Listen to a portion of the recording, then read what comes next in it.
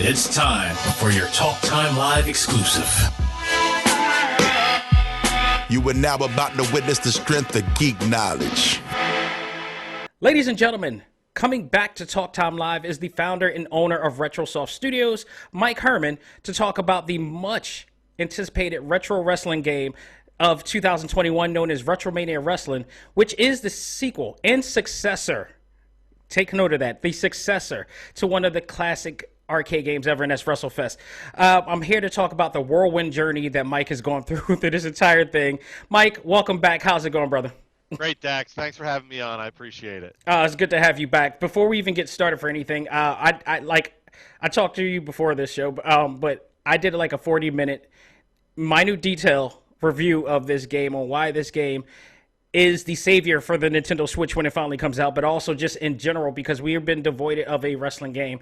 And you may not know, but our listeners do. I've been playing WWE 2K19, 18 on the Switch for the longest time, and even it's playable but not enjoyable, not nearly as enjoyable as I played in this game. And it just what I love about it is that you and your team were able to provide a nuance to something old, added, more flavor to it. But it was, for anybody who's ever taken an art class before and, you have a canvas or illustration board or whatever, paper or charcoal, whatever, and they're telling you to look at the still life of what you're supposed to do and redraw that or even make it better. That's exactly what I think you guys did with this game. You created a still life of an old retro classic, held the fundamentals, and then played upon it and made it even better, more enjoyable. 8-way movement, everything. It's just awesome. And, credit to you guys. It's been a long journey, but, you deserve it. It's been awesome. So thank you for that. I'm blushing. I appreciate that for sure. Yeah, we'll get into it. We definitely weren't perfect along the way. We had our stumbling blocks, we still do. But it's been a great, and we've got great reception like this from a lot of the fans who are really clamoring for a game like this that just no one else wanted to put out for some reason. Exactly. So, have you had a chance to? I know because things are still in motion. You're still trying to get the game to other platforms and everything. But even still, have you tried to take a chance to stop and really look at what you've done and the team has done with this game yet? Not really. I figured. It's been so we launched on Steam. I'm not sure when this will air, but we launched on Steam on February 26th. Yeah. And right away we got to work. We released a patch 3 days later. It wasn't a bug fix patch. Right. I just want to be clear about that. It wasn't a bug fix patch, but it was more of a tweak to the difficulty and some visual cues for people to help them learn how to play the game. Yeah. I think one of the things we kind of took for granted, I'm such an avid wrestling game player and wrestling fan.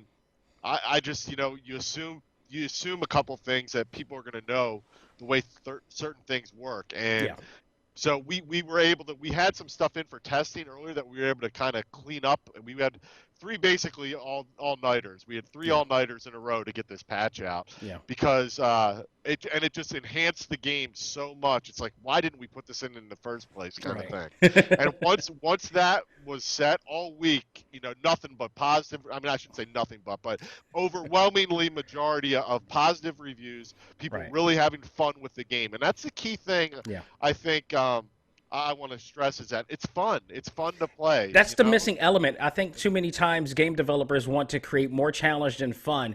And I believe you can have both, but I believe the biggest thing that you should have is choice. You should want to choose to be able to want to just breeze by or have fun with it, or even allow it to challenge you. And that's what this game provides. And I absolutely love it. And again, now I was able to get through the learning curve of it. But I will admit that extra added update that you guys brought really did make a game changer, even after the fact that I grinded just a little bit for it. But it is a great help. It is a great help in learning curve. Plus, you have a tutorial and the story mode. So it's like you have all of that. And I will say this. It's because I own a ROM of the original WRESTLE FEST. Right. I could not play the original WRESTLE FEST because I didn't know how to play it.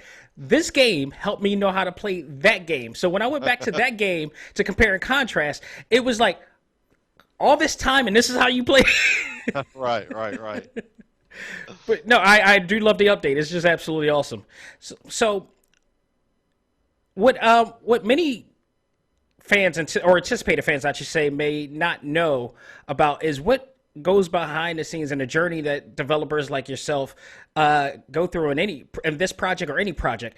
In your case, you and Retrosoft the team went through many obstacles, including that of a pandemic, as well as, the wrestling world changing so rapidly within the time span of what you guys were doing. Can you talk about the challenges that you went through trying to get this out during that time?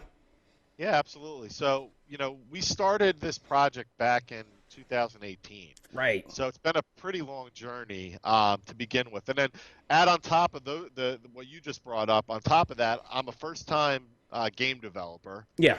So we were learning stuff on the fly. As much research as I did going into this, and it was like years of research going in, because I had started this out as a hobby, and then I finally got some people with more experience involved than myself. Yeah. I always say I'm the least experienced game developer on our team. But I have the most hours in on WrestleFest and probably any other wrestling game, not just WrestleFest, but all the classic 2D arcade games. But so just that learning curve as well, and going in and just learning things all along the way.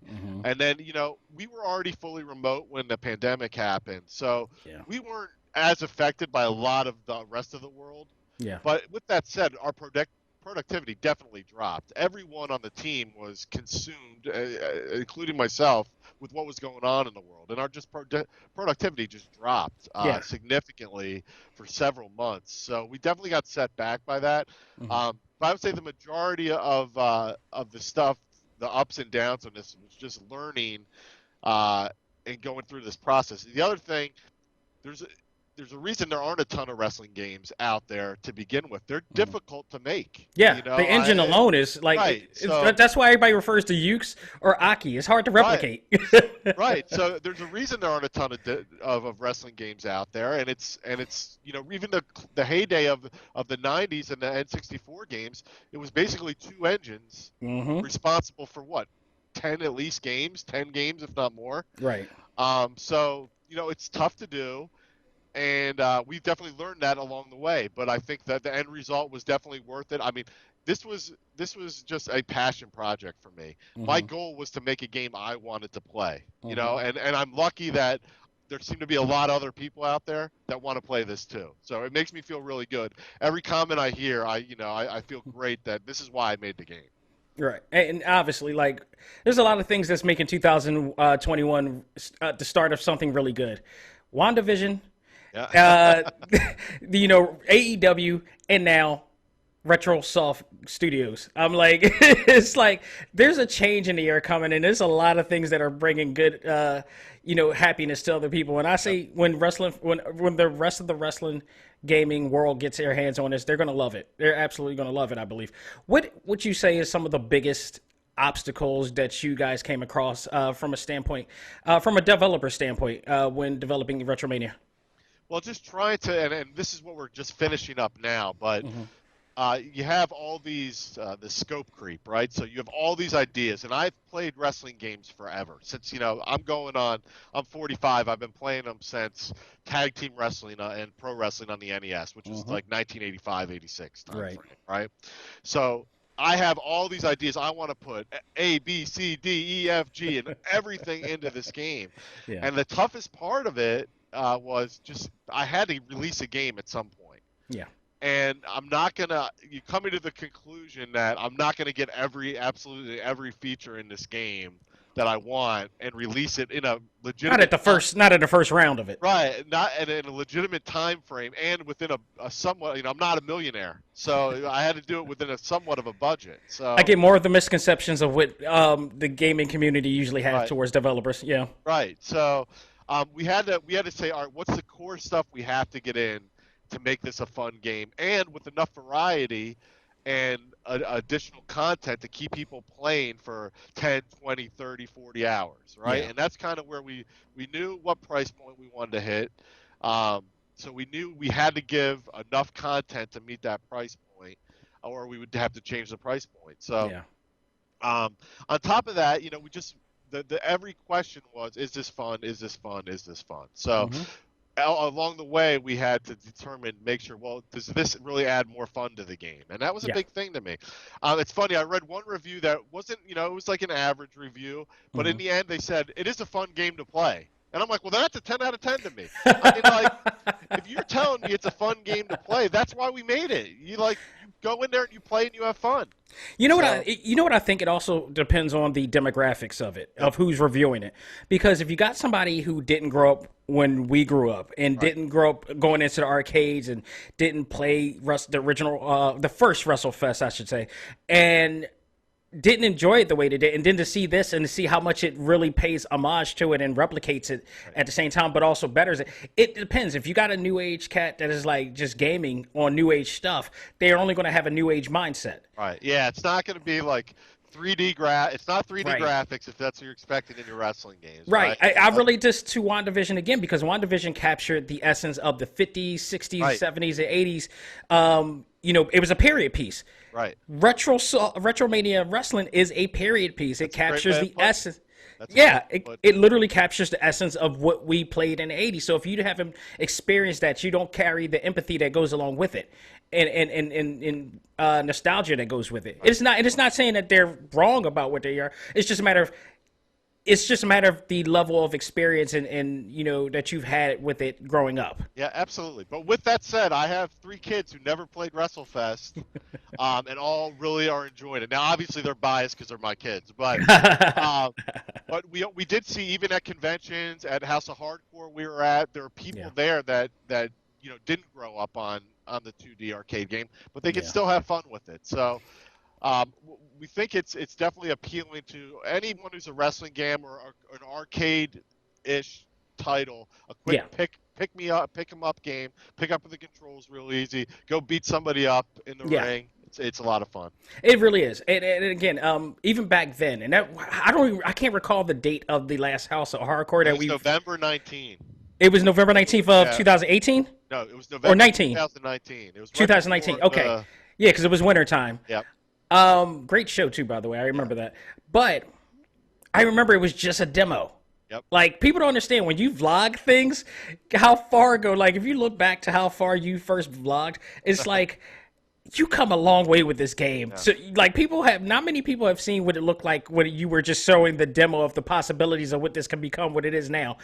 And it's still back then. It still played very solid, and the gameplay was it's not even it wasn't the final form of what we see right now. And I had high hopes back then. I was like, oh, this is if they can do this may revamp the wrestling video game genre itself. And I think it will. Once everybody sees it, it's like there's going to be a fun need to have to do this because there are other companies that are coming out, as we know. Right. I wouldn't say you're the first, but I would say you're the first to step in the ropes without tripping on them. I will say that because I've checked out other games and they didn't feel complete. You're the first 2021 game that I felt that like came in and was like, this is a solid format. And this is the standard right now that we have. So, here's the thing too.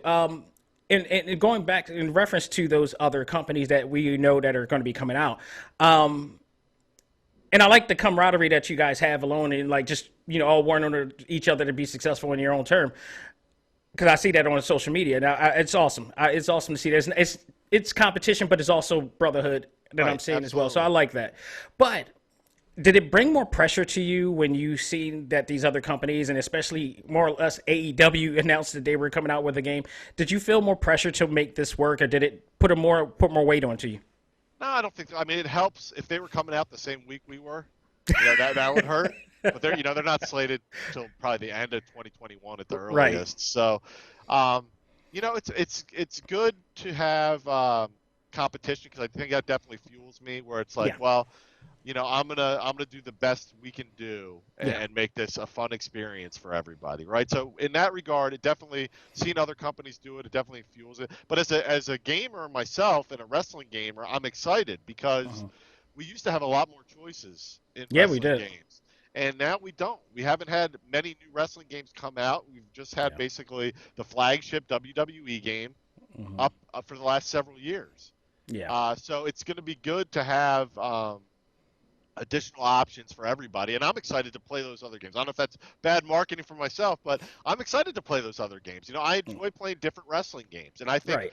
but the thing is, I think our game's going to offer something different that even when they're done, theirs won't offer. That just that quick 2D arcade, and I'm a big fan of the 2D artwork. So Yeah. whether that makes me old or whatever, I don't really care because I enjoy it. I enjoy 2D sprite games. So do I. I think they hold up much better than the original 3D stuff that came out. And there's just a simplicity about the look of them that's clean and not as you don't have as big of a learning curve getting into them. So I really enjoy it. I play a bunch of other games that are also 2D sprite based. I'm big into that. Yeah. If you want to call it retro look, but I think it's not even necessarily a retro look anymore with so many new games coming out with that art style. I think it's just a different form of. I think it's just nothing more than a label at this case because Exactly. they're still coming out. I've interviewed dozens of different developers and some, who created some award-winning 2D, games of that genre, and it just goes to show that there's still a lot of legs left in there to do stuff with, and it's pretty awesome. During your development, many of the stars that you invited into the game, such as John Morrison, Jeff Cobb, Warhorse, Brian Myers, Colt Cabana, and Matt Cardona, just to name a few, went on to transition to other, parts of their career. As a person who acquired the talented people such as them, were you worried about these folks, getting into or seeking other opportunities where they maintain their current popularity? And how it may affect the game. Like WWE is the most eyes on you, right? Yeah. So, you do, but like for example, just the Matt Cardona and Brian Myers example, they've been marketing themselves. Yeah. On the Wrestling Figure podcast for years, and they kind of tied perfectly in to what we're doing. You know what I mean? They started it all. Let's be honest. Yeah, I mean, so I think we're the video game made for their audience. Yeah. You know what I mean? So I thought for them that was just a very good synergy we had. And Matt and his guys were one of the first to stream it online, and it went over really well to his audience. So I think, I wasn't necessarily concerned about that, but, we had the opposite effect too, because like Chris Bay, who we signed, who's going to be our first free DLC. Yeah. We signed him because we really liked the promos he did for our Indie Mania tournament, and he didn't end up winning it, but we were not that I don't love Warhorse, but we were rooting for Chris too because I loved what he was doing. And just in our Indie Mania, he was so engaging with all the posts and tweets, and I was like, so after Indie Mania went and he didn't win, we reached out to him anyway and like, I want to sign you anyway. Right. And then we make stars. He then goes and signs with Impact, right? But and then when Warhorse came about too, he did a little bit of a tryout on Dynamite at that one point, which kind of like elevated everything from the game because of his gamers' knowledge that he was going to be in here. So it worked out in that sense. Yeah, absolutely. So we and John Morrison went and re-signed with WWE. So yeah, it was make sure we had all our contracts in line, but I think the guys we have are really good at marketing themselves regardless of where they are. Yeah. So in that regard, I really didn't have concerns with it, especially Matt and Brian. That really applies to because just they're such hard workers out of the ring that we knew, and we've gotten great feedback, and they've been helping us promote the game. So it's been really, really good. Right. Now to get on a more unfortunate, softer note here. We lost a lot in 2020, as you know, so much in terms of COVID as well. But one of the things that we also lost was the unfortunate passing of the legendary wrestler Road Warrior Animal. And which you and your team graciously, I don't want to hit a spoiler, but it's common. You guys graciously dedicated the game to him in the making at this time. So like, can you talk about your experience when you got the news and such like that? Because, I mean, one of the biggest things about this game is you got legends like him and Nikita Koloff, and to live vicariously through you in some sense, as a boy growing up, to live a dream of doing this and working with such great people, and then something like this happens.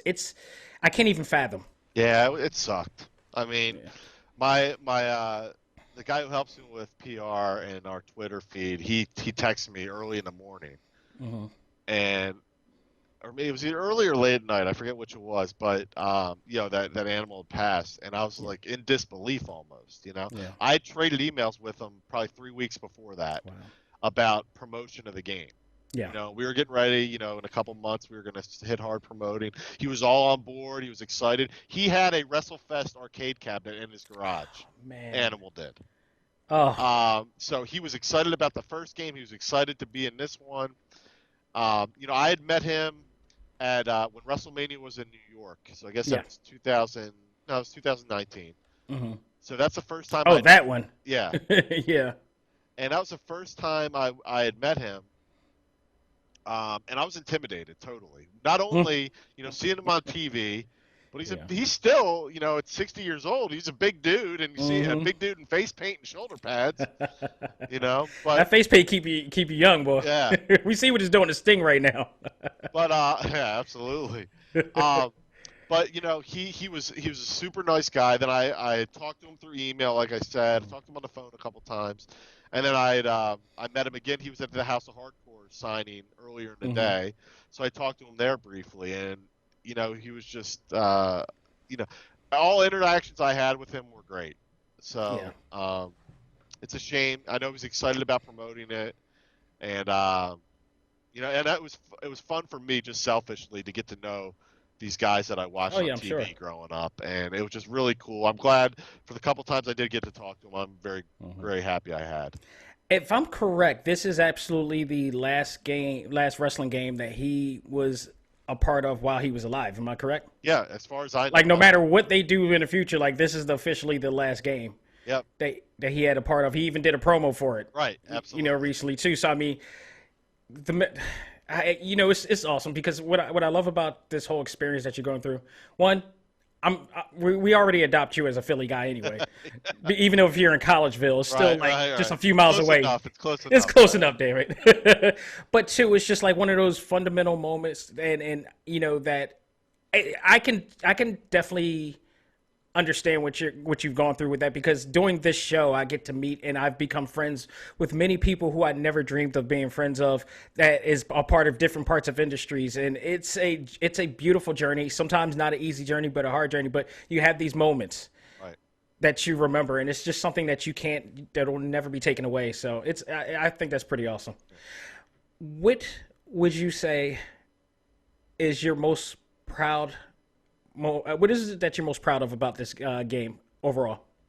Well, I just think its comments are a double-edged sword, right? So initially I read everything, and then then I said I had my social media guy Mike help me and send me the stuff I should respond to, because I respond to every direct email. I respond to every one of them myself.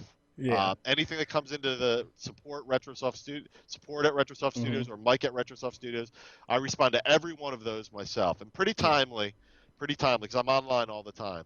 The comments, you got to take with a grain of salt. The more you put yourself out there, and if this goes, if you're an artist, any type of artist, music, artwork, everybody has an opinion. Video games, everybody has an opinion, right? And they're going to share it with you.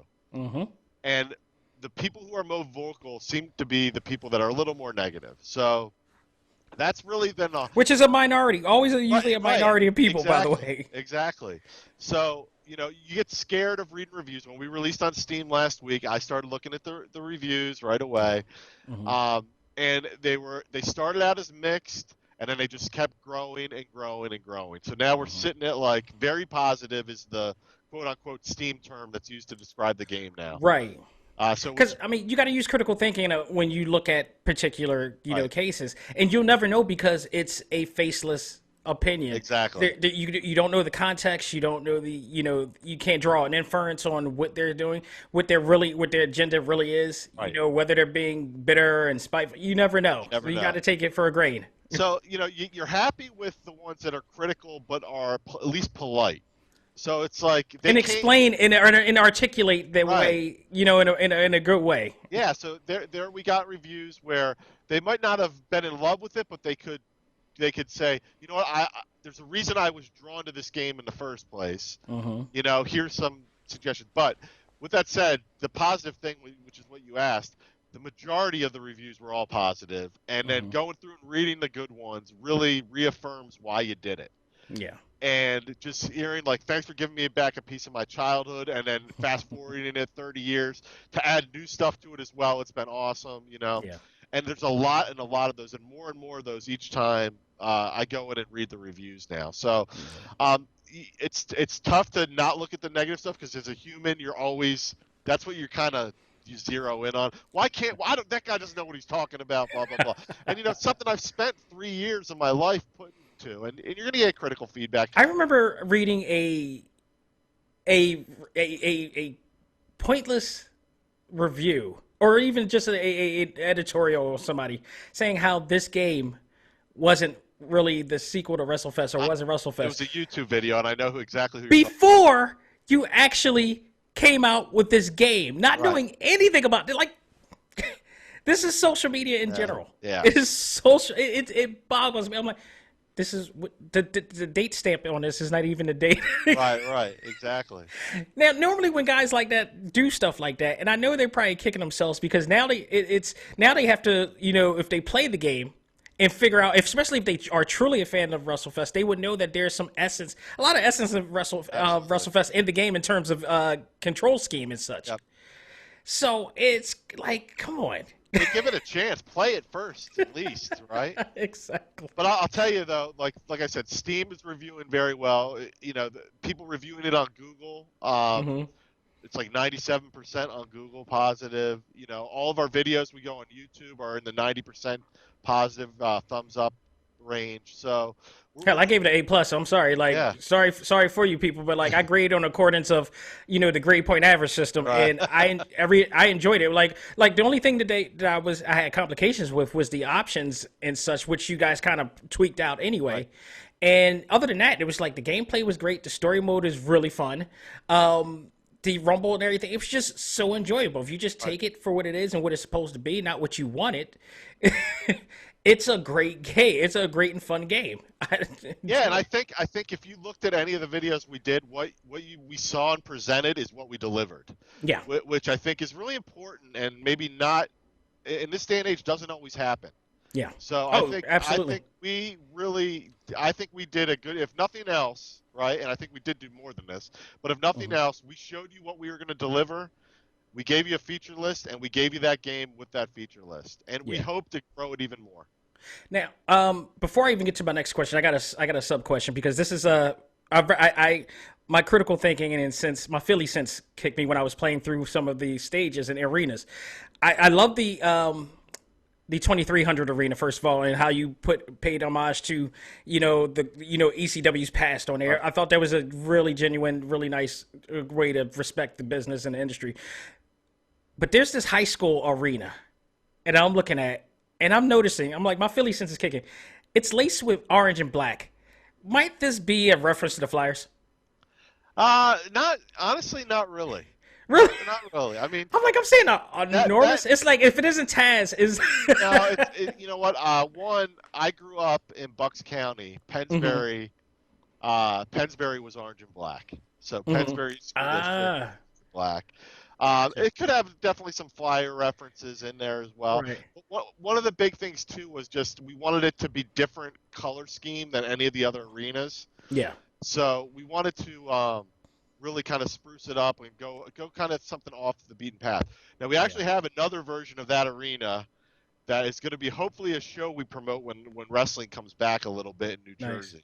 That we've made. Which, by the way, it looks like it to me. The first thing I thought was the Murphy Rec Center where Ring of Honor first wrestled. I'm like, those walls look awfully familiar. But it's like, it's a high school arena USA. You know what I mean? It could be any arena. It is literally every high school that a wrestler has ever performed in.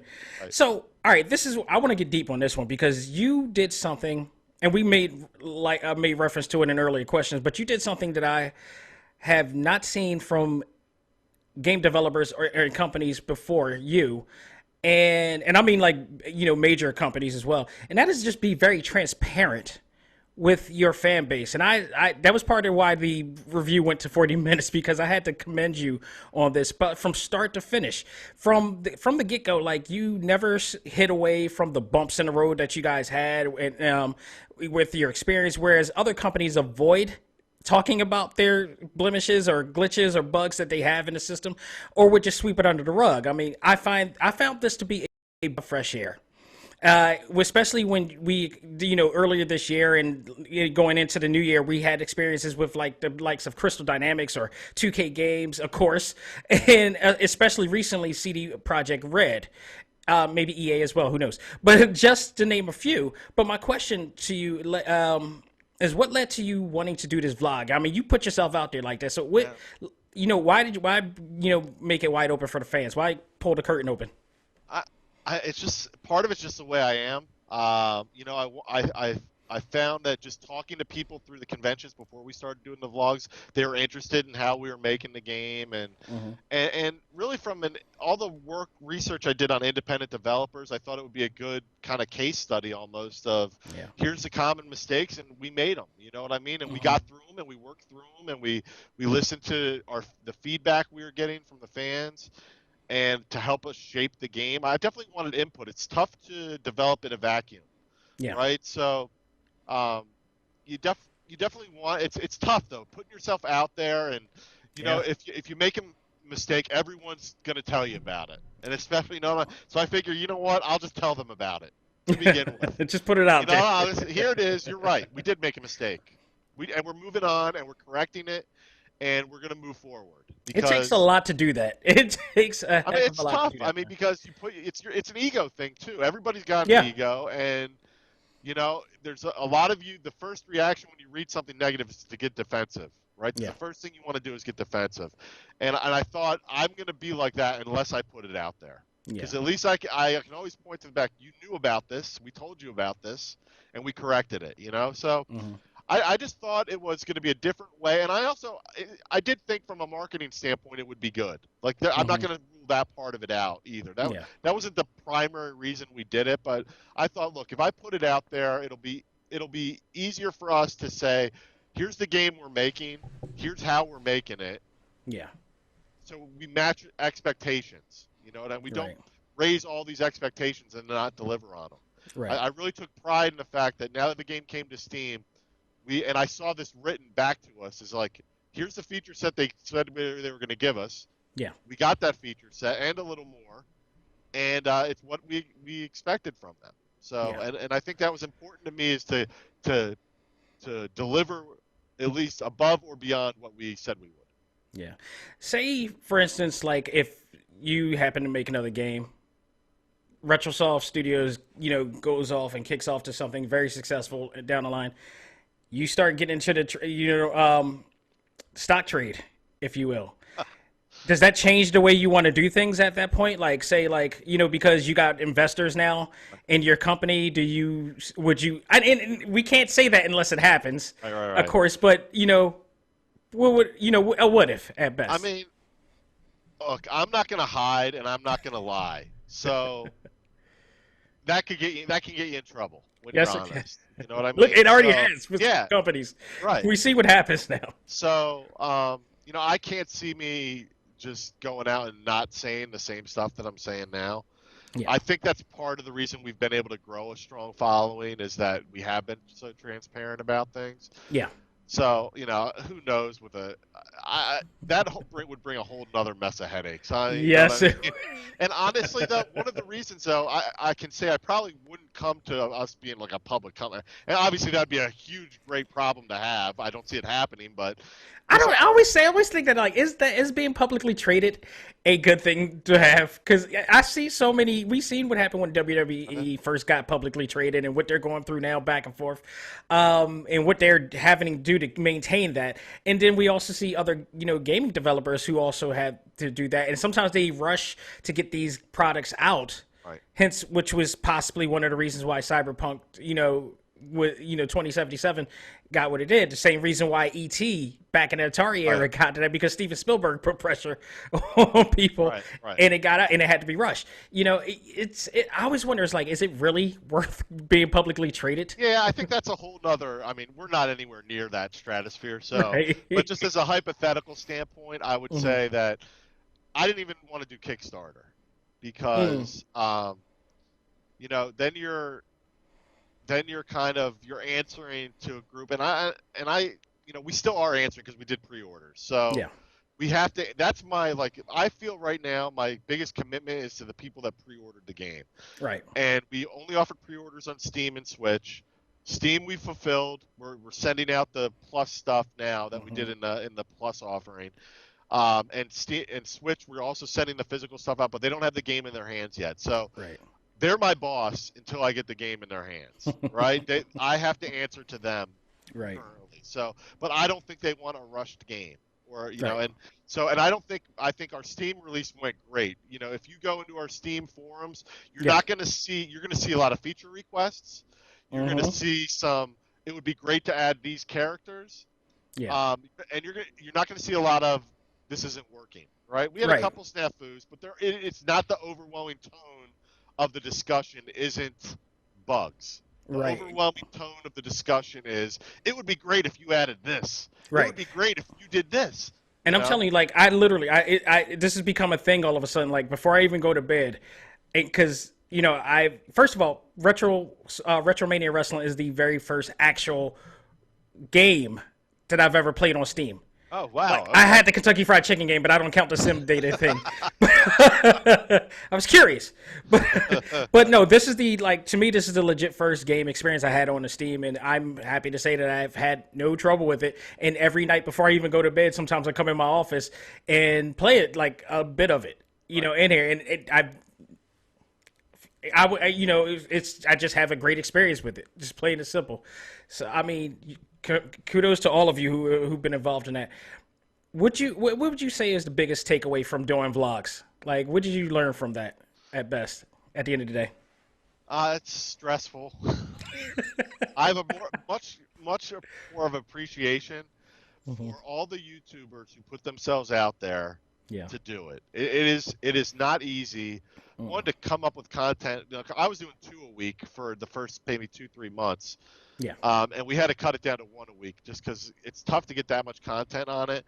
And without because some of the stuff we were going through were the same issues we were going through the week before. We're still going through. You know, they weren't, and not everything's resolved in 1 week or in a couple days. You know. Right.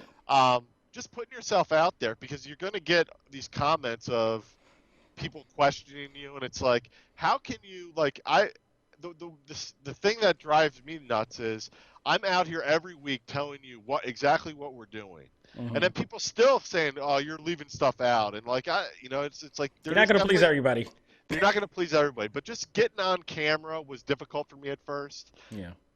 For those of you who've never done it or done it a lot, but I know everyone's recorded themselves at some point, and just hearing your own voice back is tough to do. Because like, do I really sound like that? You know what I mean? And then so just watching back the videos, stop saying stop saying so. You know, and when you watch stuff back, you don't realize, because it's a nervous crutch you lie back. It's a common human error that we all make. See, that's the thing. That's the difference between doing vlogs or even doing, podcasting in some cases. A lot of times it's done by people who haven't been a part of the trade, who haven't put in like that much student loan to practice this trade. Right, and that's what I definitely developed a better appreciation for people who do this regularly, because it's tough to go through and not rely on your crutch words. Yeah. Because I have a little bit of a script. I'll write down bullet points, but that's about it. And I pretty much do them all in one take. I remember there was one time I started counting the times I said, I think it was so. Yeah. The word so, and I started counting it, and I'm like, I gotta retake this. This is like, and I got in my head, I took like 10 takes of this one video, and then from that point on, I'm like, I'm gonna live with it. I'm laughing because I lived it. Yeah, right. So, what would you say? And I just said so too, by the way. Thank you very much for. Damn it. So, what would you say is your favorite character in the game so far? Oh, that's tough. Cause this is a no-win I situation. knew it was. It's a no-win situation. Like they're all my babies. I'm gonna piss somebody off. I'm gonna piss 15 other people off. And by the way, Mr. Hughes hasn't come yet, so you I gotta. know. I don't want to piss him off. Yeah, exactly. I'm just kidding. He's a really nice guy. I've talked to him a bunch. But I would say right now I really enjoy playing with Jeff Cobb. He is my He's my go-to guy right now. I love the Tour of the Islands. That's the reason it really why, does. I agree. That's the reason why I got Jeff Cobb in the game. Like it's my favorite move. Like and it's funny because I would say that's the marquee move, to be honest. Yeah, the original WRESTLE FEST game, I love the Power Slam. That a bunch of the characters did it, but it was clearly to me the animation was modeled off of Ted DiBiase. Yeah. Because he had such a great looking Power Slam. Yeah. And so they all did it in that game, and I love doing that move in the original WRESTLE FEST. Don't you remember when the Power Slam used to be an original Power Bomb? Yeah. Oh, that's what they called it, yeah. That was the move that was like, oh my God, he did a power. He should not get up from that. Right. Power Bombs is now the new Power Slam at this day and age. So I just love that move, and Jeff Cobb, when he does it, it's just like the way he turns the whole weight of the guy and then turns it back. It's just it's an impressive move when he does it. And I wanted to capture that animation, and I don't think I'm alone because other people have said this to me, but when I do that move in Retromania, I love every time I do it. I get satisfaction out of doing that move. So just it feels good to do. Especially when you just throw him to the ropes and you just waiting to hit that strong button. Yep. Yeah, I love it. And then he also doing a shooting star press he does off the top of the cage is one of my favorite things to do too. I think for me it is Cobb. I think also Johnny Retro is really cool to work with too. Yeah. But the NWA in me is all about Nikita. Right. Oh yeah. Doing the sickle, going around, and seeing your character fly to the other side of the ring. It's gold, man. Yeah. I mean, I love, I'll go in streaks while I'll just play. It's funny. I wanted to sit down the last week to just play the game. Yeah. Because I really finally enjoy it. Make the game for me to play it. Like that was my number one reason for making it. You know what? You finally made me understand what the term "have a cake and eat it too." Yeah. You just can't, man. It's so good. Everybody want to taste. Right. So now it's just like I want to make sure we keep moving forward. Yeah. Obviously, since we wanted to release on everything at once. Yeah. Since the way the cards fell, Steam came out first, so we want to make sure, obviously, that everyone on Steam is enjoying the game because that's going to propel us into the console release as well. So it's best to have. I mean, everybody puts it on the Steam before they put it out on other platforms. It's a safe bet. We should have said that. It wasn't by design. But again, this is your first game. I mean, here's the thing. People on social media should live vicariously through you because you are them. Right. You literally are them. You're not an experienced game developer, but you did a hell of a damn good job doing, your Shaq coming in for the first time, not knowing whether he's gonna be good or not, and then surprises all. We're like, wow, that wasn't bad. And this is it. We should live vicariously through you in a sense that you are a guy who wanted to make a game and is just. If you're a normal guy coming and want to make a game, this is the road that you're taking. You have to understand the bumps in the road that comes with it, the new learning curves that you have to go with it. You didn't come in working for EA like other people I've interviewed. You didn't come in working with, other different, companies or Square Enix or whatever like that. You are you from Collegeville, PA, and you had a passion and the will to want to make what you got in the back of you work and make happen for real. Yep. And this is another testament of you can if you have the want and will to do it. That's the takeaway that should be of Mike Hermann's journey. No, absolutely. But just to add to that, although I've definitely personally made a lot of mistakes, I'll tell you, we have top-notch artists. Our audio is phenomenal. Great crew. Our soundtrack, I mean... Shout out to Josh Chernoff, by the way, in that announcing. Yeah. Because, again, like I said, I played the original WRESTLE Fest, and they used MIDI sound on there. You guys are all HD'd up and have him sounding great on there. Yeah, and it's funny. That was one of the things one of the decisions we struggled with was a little bit of how to do the sound and how to make it sound not too good, but not so we have an echo effect on there and stuff like that. But we played around with the MIDI kind of style, and I just didn't like it. Like I was like, there's no reason because we already put the higher quality stuff in, and I felt like, well, now we're going a step backwards. Like, we don't have to do everything retro. Right, right. You know what I mean? It's like the visuals and the gameplay alone should stand enough, and Right. then, you know, I think it was well placed, and I remember seeing vlogs of you tweet when you guys were talking about tweaking the sounds and everything up back and forth. It was definitely a great decision there. Yeah. It sounds absolutely great, and I love how the crowd responds in the way that we normally respond to, because it immerses the actual wrestling fan in more. I'm not going to say the gamer, but the wrestling fan. Right. Gamers will just play it just to play it. Wrestling fans who are gamers will be immersed in that world that we are in when we go to indie events or wrestling events. That's exactly what we do. So you brought that sense of reality to it, and that's where the game changes at. Yep. Absolutely. So did you have any other concepts that you wanted to implement into the game but couldn't? A ton. So, a lot of it came down to budgetary decisions. One of the things we hope to add in the future is like women wrestlers, right? That's one of the big things. Yeah, that'd be awesome. We want to implement. So, it turned out, we have to do all completely new models because we don't want. We played around with kind of reskinning 2D artwork and it just didn't look good. It just looked bad. Right. So we want to do it right. We have a bunch of ideas for that, but unfortunately, we don't have an unlimited budget and an unlimited amount of time. So we kind of had to pick one or the other to start out with, and then we're hoping the game picks up, and it looks like it's going to. That we're gonna do pretty well. So we'll be able to add that piece of it in.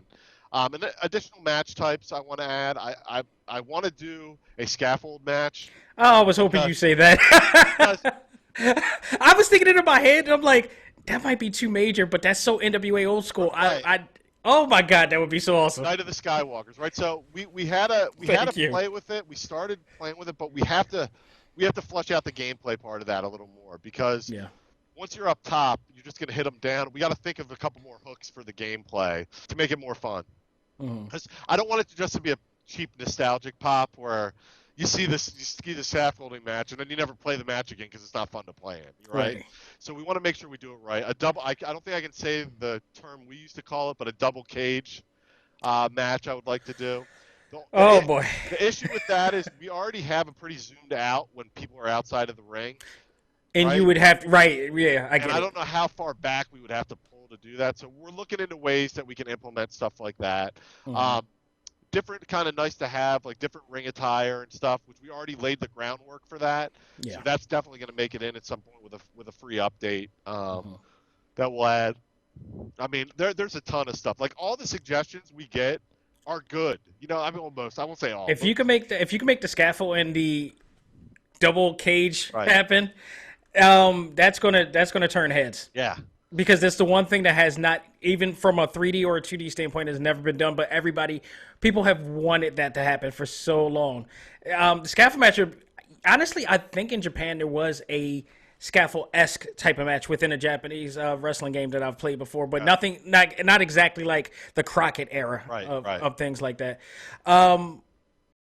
Which, by the way, speaking of which, we recently got the news of Jim Crockett Jr. passing away. Your thoughts? It's a shame. I mean, that's NWA, and specifically Jim Crockett Promotions is what I grew up loving. Like that was here. I like that more than WWF at the time. I grew up. I'm not a wrestling fan. I'm only a wrestling fan because of Jim Crockett Promotions, and in particular, Dusty. Yeah, I mean, I love Dusty, Magnum TA before he got in an accident. Yeah. 85 to 88. Yeah, Nikita Koloff, Rock and Roll Express, the Midnight Express. I remember Chief Wahoo McDaniel and Magnum TA inside a steel cage. That's when Magnum won the U.S. Championship. Paul Jones and his army. Blanchard. Yeah, I mean, all this stuff. I remember with the Powers of Pain and the Road Warriors having a feud there. Oh, remember the dumbbell? Yep, yeah. They beat him up when they had a weightlifting challenge, Yeah. Like, that's all. I love that NWA stuff. I remember Nikita Koloff clotheslining. Now I'm forgetting the announcer's name. David Crockett. Oh, David Crockett, yeah. I mean, God, that was stiff. Yeah. and Tony Schiavone and David Crockett doing the commentary, but yeah, Nikita clothesline and David Crockett. I remember it was like a short arm, sickle too, and took him out. Took him out. Man, credit to David Crockett because that was like, talk about selling a story, man. Then, like, I remember the 6-man tags with Crusher Khrushchev, Nikita Koloff, and Ivan Koloff against Dusty Rhodes and the Road Warriors. With the 6-man tags?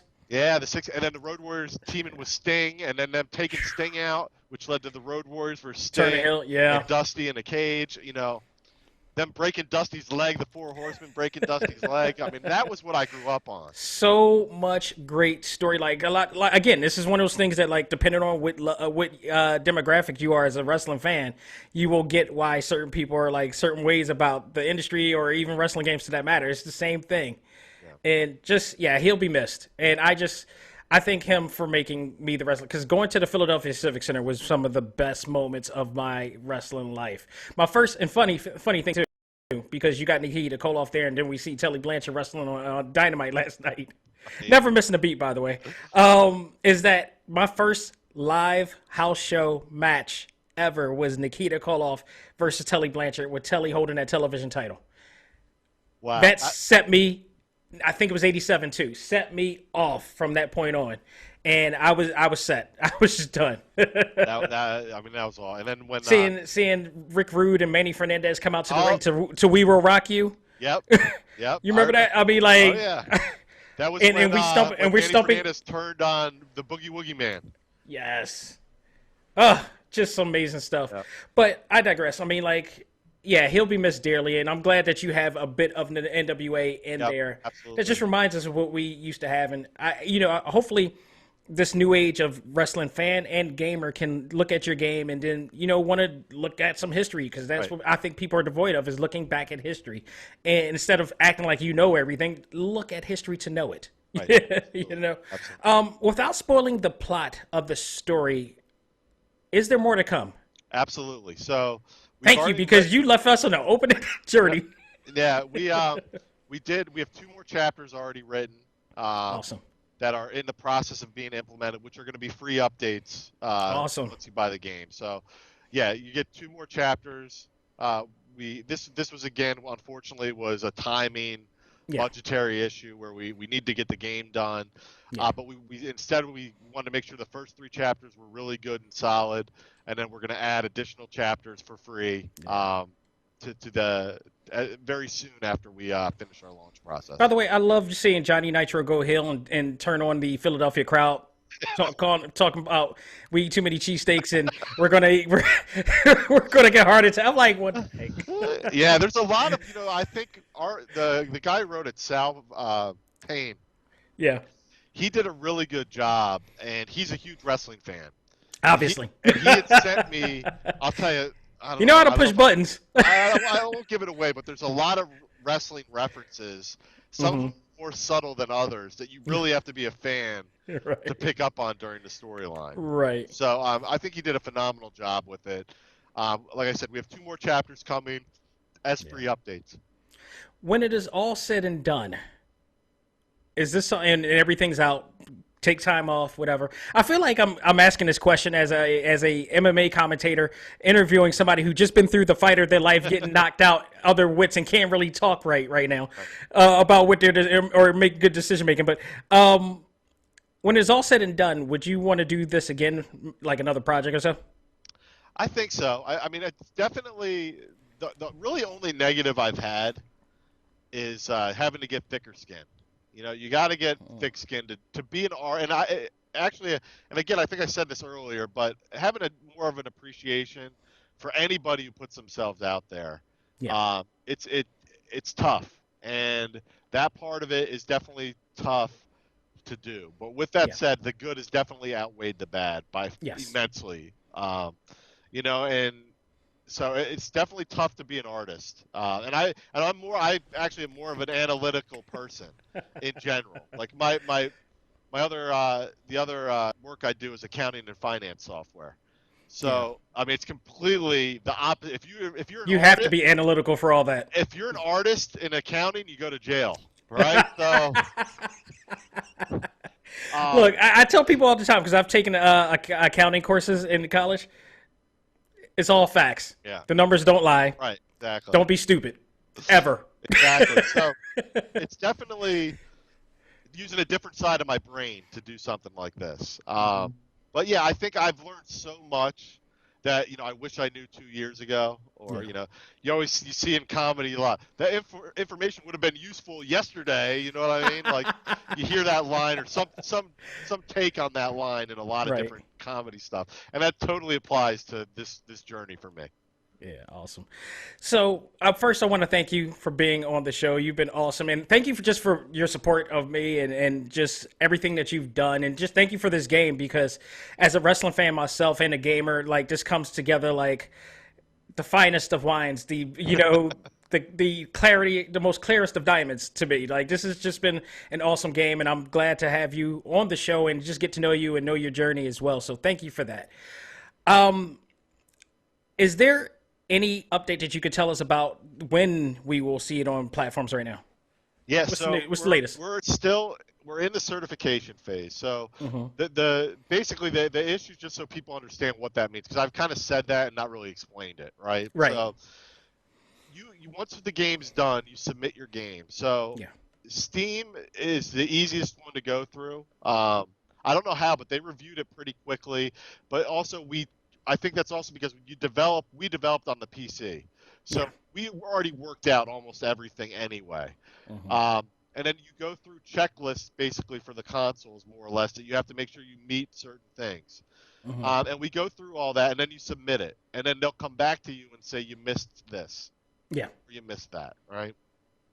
So and each company, by the way, has their own protocol. Exactly. So, I mean, just for people who don't know, like PSN, Xbox Live, eShop, all has their different protocols. It's not the same as the other ones. Right. So we've gone through that, and they've given us feedback that we need to change things or we missed something like that. Yeah. So, ideally, we probably, in hindsight being 2020, we should have submitted probably a month earlier. We were more focused on getting rid of the bugs in the game. Right. And trying to complete the game, so when it comes out, and I think so far it worked out, because Steam has come out, and like I said, we're not bug free, but I think we're as close as to get in this day and age as being a bug free game on launch. Right.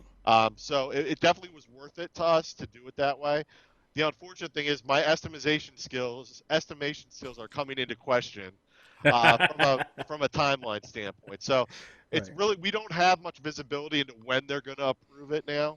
We can only react to what the feedback they give us and fix anything remaining. So the time frame, we said last week within 2 weeks. I think I said Monday on my blog that it would be within 2 weeks, and I think we're still trending that way.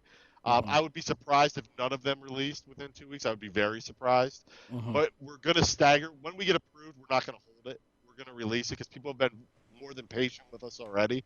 Yeah. So we want to release it as soon as we can. So as soon as they give us the okay, we're going to turn it over to everybody. Right. All right. So with that said, we have a pay-per-view this Sunday